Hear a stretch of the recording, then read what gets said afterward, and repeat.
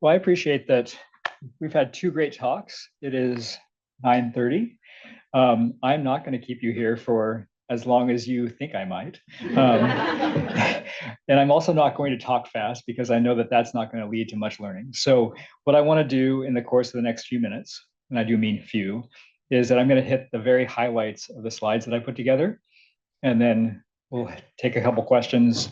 I'll stick around if you have other things you want to talk about, and this conversation can continue later. I have no disclosures. I want to talk about pre and post-transplant, including recurrence questions.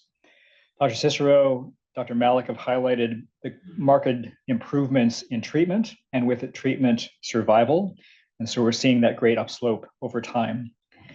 To put this in the context of our UW care, a couple of years ago, I had the chance to work with a great med student who was interested in working to understand plasma cell disorders and referrals to transplant. And so we did a assessment of prevalence of PCD in our UW organ transplant recipients. And you'll see that over time, mirroring the improved treatments and outcomes in the general population, there's been an increase in referrals for kidney and for other organs as well. There's multiple types of PCD, and I recognize that plasma cell disorder, or any name that we use to describe what we're talking about in this conversation, doesn't entirely encompass all the cells or disorders involved, B cells as well. But I'll use the term plasma cell disorder, or PCD, to reflect that concept. And within that are a variety of disorders that we then think about in the general nephrology and transplant realm with different risks. We've learned a lot, and I think a lot of the references that we've discussed this morning come from the really strong group at Mayo Rochester that has done a lot of the work, and we need to acknowledge that group. But there's a lot more for us to learn together, and I think we bring strengths here and elsewhere around the country and world to help understand and manage PCD. In the fall of this last year, 2024, I was invited to participate in a multidisciplinary panel at Memorial Sloan Kettering evaluating the current evidence and strategies to manage PCD in the setting of transplant. And we really addressed questions around optimizing pre-transplant response, mitigating recurrence, and then optimizing immunosuppression in the context of PCD. I'm going to jump ahead, recognizing you can look at this information. There's two publications coming out of this work led by a variety of people, including Naoka Murakami, who's now at WashU, and Heather Landau, who's at Memorial Sloan Kettering, and others who I had the chance to work with. I want to give you a couple of algorithms that we then think about in managing pre-transplant workup and post-transplant care.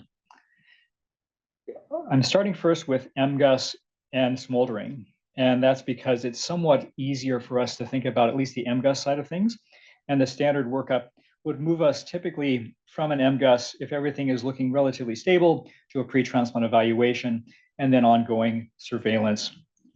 Smoldering is more challenging, and that's going to be contingent on the risk stratification that we've outlined here, most reflective of a combination of the M protein and free light chain, along with then the cytogenetics involved. If they're low to the intermediate risk, typically can move forward then with ongoing surveillance. If they're higher risk, then we need to consider treatment pre-transplant in order to get someone stable enough that they're not going to evolve quickly. We recognize that PCD is not a curable condition at this point, but it's a manageable condition.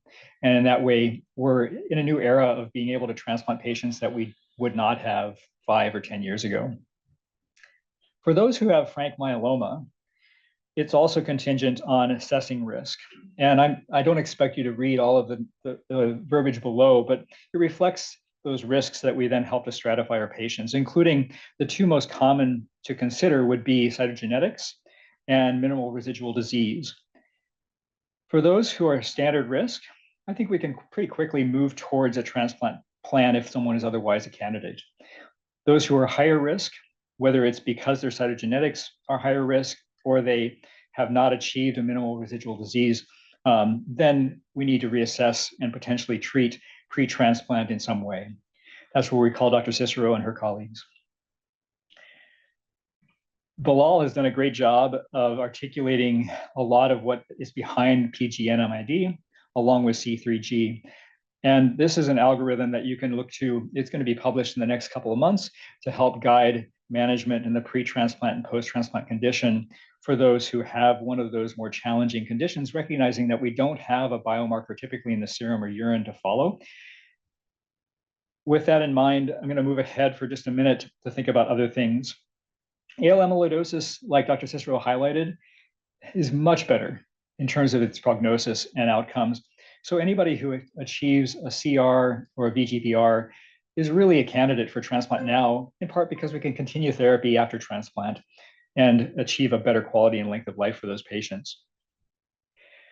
So in considering then, how do we get someone from to an evaluation and then to transplant safely, we need to think about recurrence risks. And there's different time points for different risks or different conditions, mostly contingent on the underlying clone or biochemistry involved. The light chain cast nephropathy is an early risk that Dr. Cicero highlighted that we really need to know about and manage pre-transplant so that we don't have that recur immediately, which you would see. And look for proteinuria as the first point. Oftentimes that proteinuria should not be albumin, right? But you won't necessarily know that without first doing an assessment of the urine. Other early recurrence includes light chain proximal tubulopathy, C3G, PGNMID, and like highlighted previous to me and now, that recurrence typically comes prior to 6 months. Contrast that with the monoclonal deposition disease and especially AL amyloidosis. Those come later and definitely can be captured, but I still think we need to have an ongoing point of assessment or even a scheduled surveillance to ensure that we're not missing those conditions recur. Because of that, in our PCD patients, I am much more likely to schedule a biopsy and talk about that with my patient when they're transplanted in the first 2 to 3 months, rather than waiting until I see a disorder show up, especially proteinuria or creatinine rise. It's 9:37. Give you 4 more minutes and then I'm going to stop. Immunosuppression management, I think, really is important. It's different when we have the need to prevent rejection and prevent progressive PCD because those can counteract each other. When it comes to preventing rejection, I think we still need to consider the T cell and therefore target with a calcineurin inhibitor, for instance, and steroids. The antimetabolite then is the question of how much less can we go down in order to not allow that plasma or B cell clone to grow.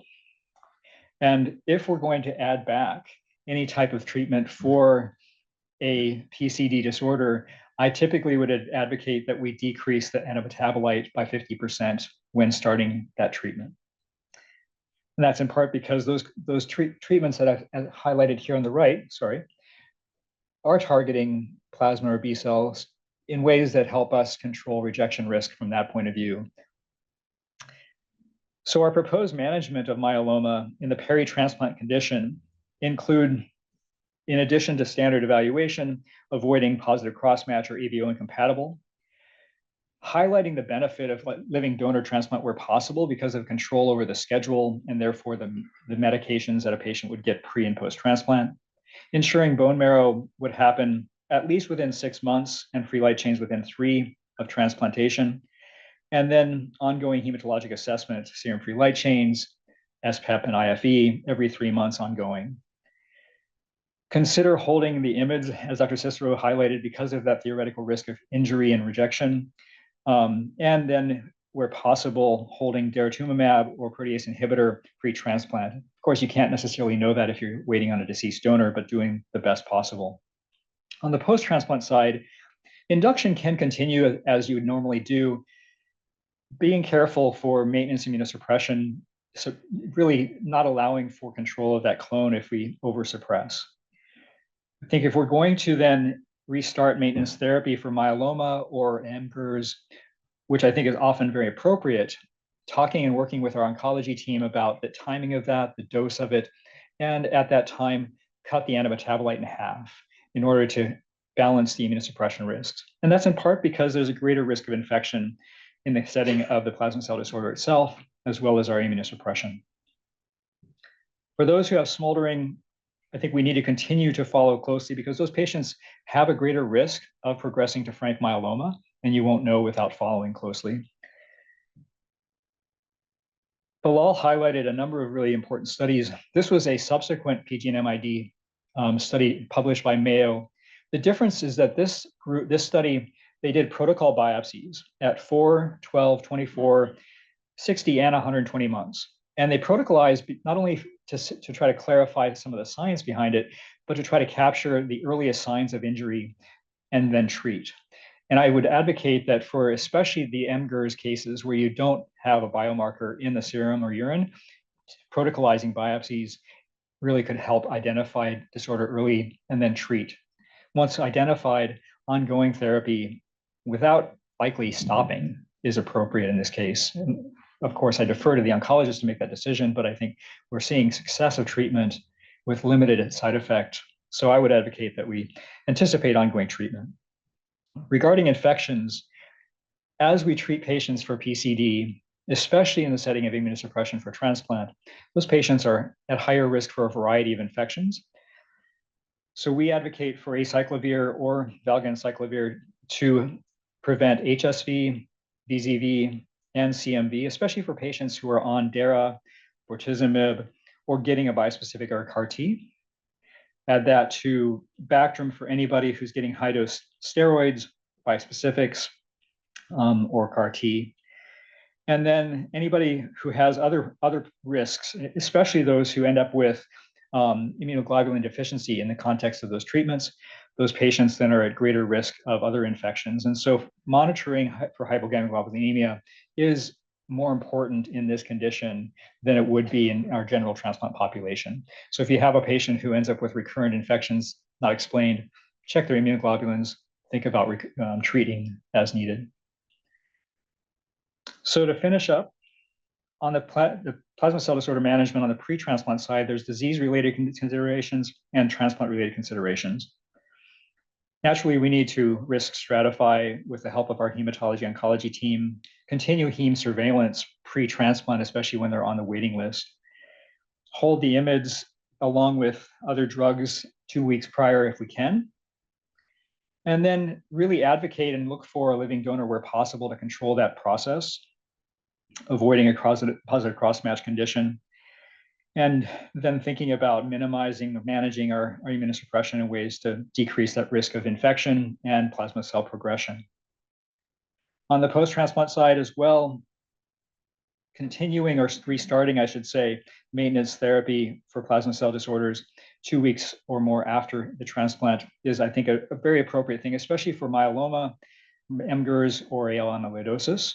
But that conversation can be had regarding that specific patient with the hematologist. Ongoing heme surveillance and, where appropriate, marrow and imaging, and that's something that we partner on with hematology. And then finally, related to this, decreasing the antimetabolite, continuing kidney management, considering protocol biopsies, as I've highlighted, and infection prophy that would normally stop at 3 or 6 months for our transplant patients in general, but would likely need to continue if you're going to continue plasma cell therapy. So it's 9:43. I appreciate your attention. I want to highlight that a variety of people have worked hard to help make this work happen. Felicia Che in our team has done a lot of great work behind the scenes, but many others too. We haven't learned without our patients, and definitely have learned from each other, including hematology at the Hutch and the UW. I really appreciate that partnership and everybody here. I'll stop there, take questions as a team. Thank you.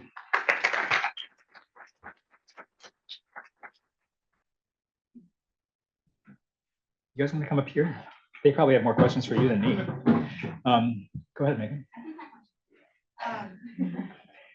When someone's gotten to a point where they're, I don't know, probably depends on disease, but in remission or has response, how long should we wait before referring them for a transplant evaluation or? Yeah, it's a good question, and I didn't take the time to talk about the timing from diagnosis to referral to transplant. Naturally, it depends on the case, but I think that we can generally agree that we want to see stability without signs of progression for 6 months at the least. 12 months would be better. I don't think we need to wait any longer than 12, because if we wait longer than 12, we're in that window that the patient could best benefit from transplant, recognizing they will at some point progress. Thankfully, we have new meds that allow us to treat and adjust medication therapies when they do progress appropriately. Would you add anything to that? Yeah, I think that makes sense. Yeah. Question for please. So this recently had a case series, so I'm wondering, but in our case, the MGUS patient after transplant got MGUS recover right away without taking treatment. So when we monitor because when you check the stats, all those blood work during you didn't see any recurrent signs. You only tell when you do the kidney biopsy. So were you prophylactically adjust the maintenance dose of the immunosuppressant after transplant, just in case it may recur? It's an important question of how do we adjust our immunosuppression in the setting of the plasma cell disorder to try to prevent recurrence.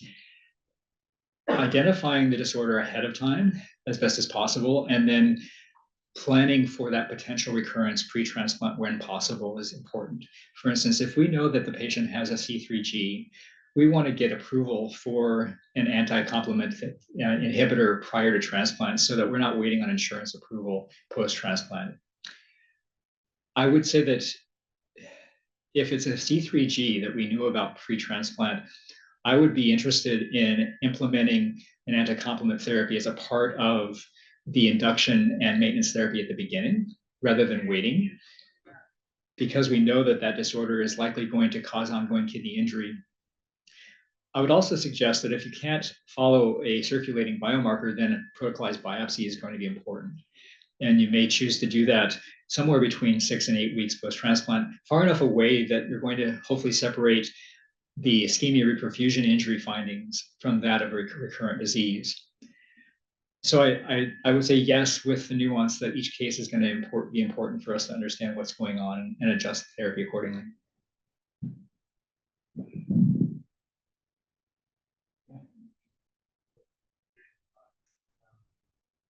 It sounds like they're pretty well tolerated and well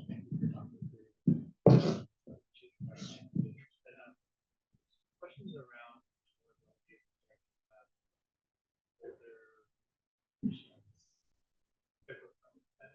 if they're potentially eligible for single therapy with Yeah, so I'll take this one. That's a great question. Yes, you definitely can use daratumumab in older patients that are frail. It is really well tolerated. Like, I can't stress that enough. I have a 94-year-old on daratumumab. I have several patients in their 90s on daratumumab. And it's incredible how well they tolerate this. Usually you're more concerned when you start adding on additional drugs, like the steroids, even to daratumumab, that could be more poorly tolerated. But even in the myeloma setting, using daratumumab for frail patients is very common, and it's at least a trial of it should always be done. What's the treatment burden of major toxicity? Now, I'm thinking about treatment burden in the broader amount of time above the spent going to So that's a great, so like treatment burden is in time in clinic. Is that what you're asking? Yeah, that's a great question. So daratumumab, it really depends on what is the underlying process. If it's something like myeloma, for example, even AL amyloidosis, you're going to be using daratumumab for a longer period of time. The initial treatment is every week for the first 2 months. Then it's every other week for the next 4 months. And then eventually, if you're continuing afterwards, like sometimes with MDRS, you only treat for 6 months, but AL amyloidosis, you treat for 2 years. Then it's on a monthly schedule thereafter 6 months. Multiple myeloma, you're kind of continuing indefinitely. There's a lot of, this is something that we talk a lot with pharmaceutical companies because they do have to come to the clinic. And I know that there is development of like on-body devices, for example, for isatuximab that's in development rather than daratumumab. don't know when that will actually be available, if that will be available, or what that would look like at home. But that is something that we think about a lot, especially because we have patients sometimes coming from like Alaska that don't have, not to us, but like to Anchorage, they would need to go, and it's not feasible at that schedule. So that is something that is one of the bigger issue rather than tolerability is time in clinic. And daratumumab can be given subcutaneously as well. And I think most of the patients that I've encountered, they have more issues with the dexamethasone that they get with it rather than the daratumumab in itself.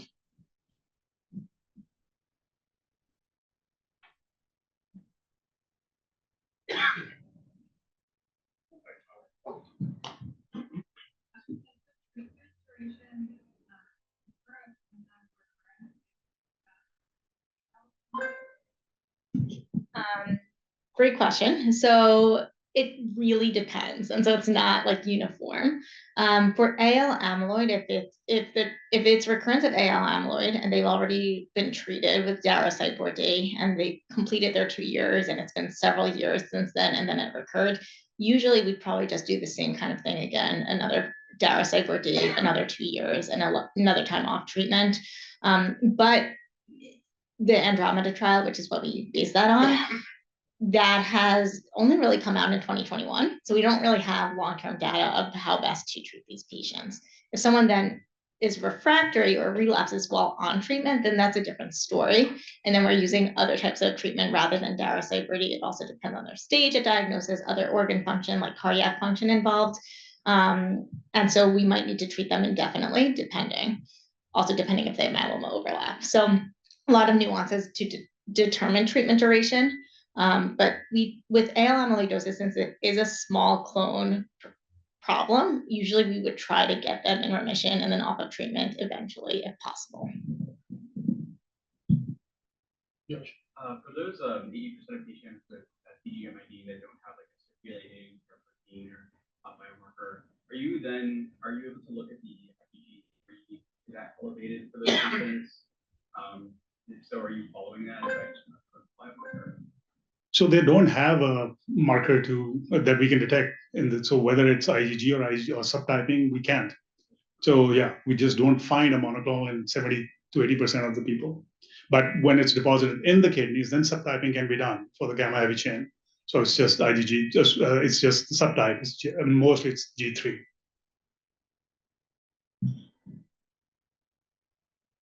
I have a cytogenetics question. These two will answer that. So I presume this plasma cell is removed from smoldering myeloma through to myeloma. The plasma cells kind of require more genetic apparatus. So clinically, how do you use cytogenetics? At what point are you looking at cellular cytogenetics? Yeah, that's a great question. So there are certain driver cytogenetics that we typically see by the point that something already becomes myeloma. Usually these include either hyperdiploidy or translocations involving the heavy chain. So a translocation involving chromosome 14. Those are usually the driving process by the time it gets to myeloma. In terms of when we use cytogenetics, so at the MGUS stages, we don't really care. At smoldering stages, we do care more so for risk stratification because there is an updated IMWG risk stratification that uses cytogenetics in order to prognosticate high risk versus low risk smoldering, which is really important in terms of frequency of monitoring, and sometimes even like clinical trials or now new ideas of treating high risk smoldering. In terms of when we're actually at the myeloma stage, we use cytogenetics both to prognosticate because there's certain translocations that are high risk, certain gains or deletions that are high risk. And it's really important sometimes in thinking about if transplant is needed, because it's not universally needed these days. The role is, stem cell transplant, yes. Right. Stem cell transplant, whether or not that's, thought about because unclear benefit these days, how intensive the maintenance therapy is. And then there's aside from prognostics, there could be targeted therapies for certain translocations like venetoclax for T1114. We would not use venetoclax if there was no T1114. So basically, cytogenetics we get in the MGUS stage, not in the MGUS stage, but smoldering myeloma, it could help prognosticate use therapies.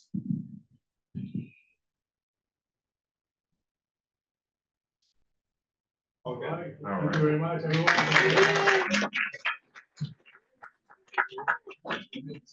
Thank you again for all our speakers today.